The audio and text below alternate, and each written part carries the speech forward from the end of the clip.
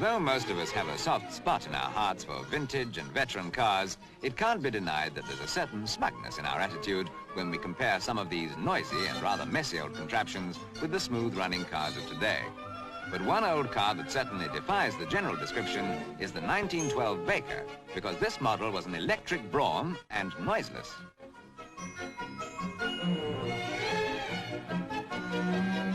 However, we are not so much concerned with the merits of the veteran car as with, on this occasion, its source of power, the sun.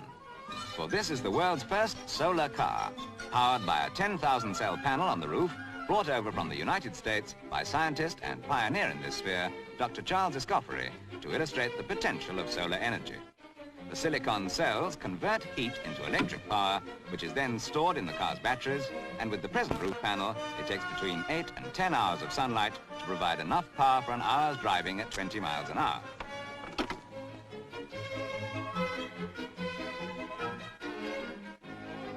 Solar cars, of course, are not yet commercially practicable, but what is important is that this vehicle uses the same type of solar cells already used in space satellites.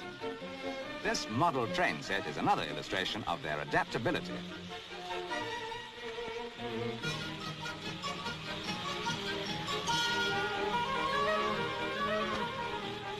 Notice that a man's shadow falling across the cells, blocking out the sun, is enough to stop the train.